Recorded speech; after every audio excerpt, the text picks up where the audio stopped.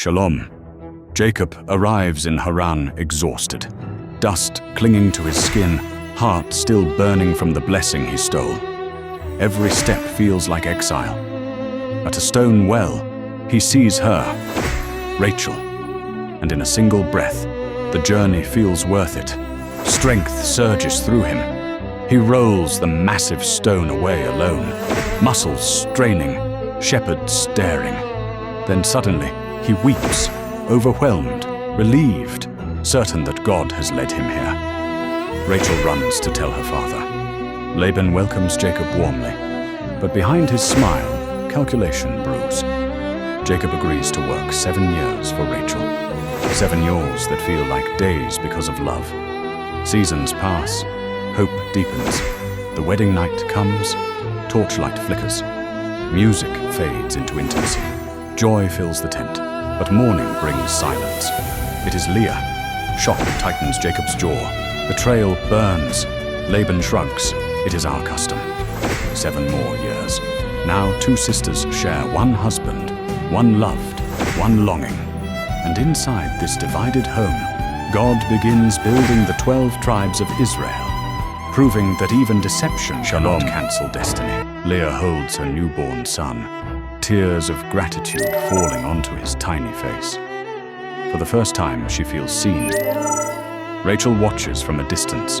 Her beauty cannot silence her ache. Love has turned into competition. Children are born. Through Leah, through Rachel's servant, through Leah's servant.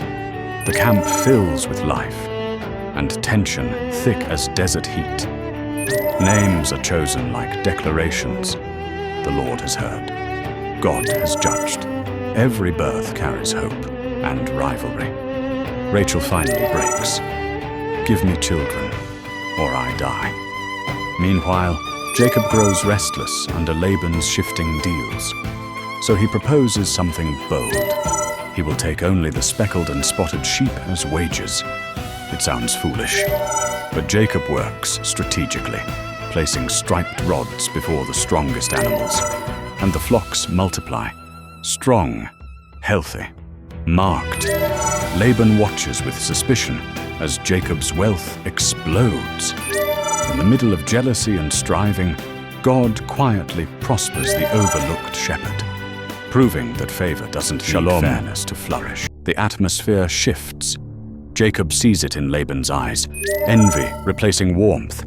Sons whisper accusations, trust evaporates. Then God speaks clearly, "Return to your homeland." Under flickering firelight, Jacob gathers Rachel and Leah. He recounts the years of manipulation. The wages changed again and again, and yet God has provided. They agree. Leave quietly. Leave now. Camels kneel.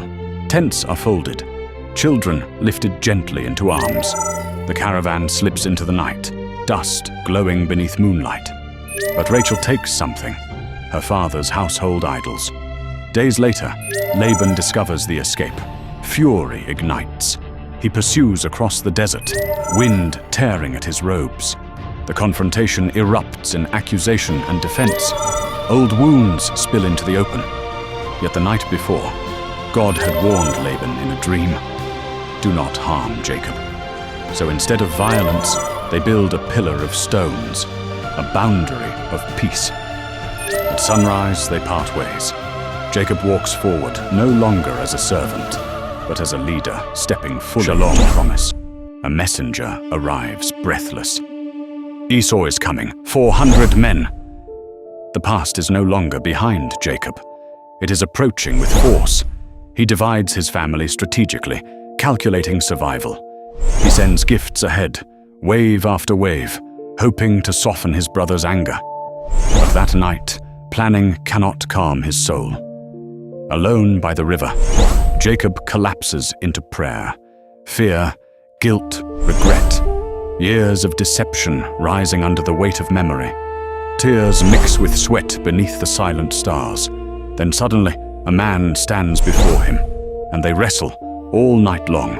Dust swirls, muscles strain, breath turns ragged. Neither yields. Jacob clings desperately. I will not let you go unless you bless me. At dawn, the stranger touches his hip.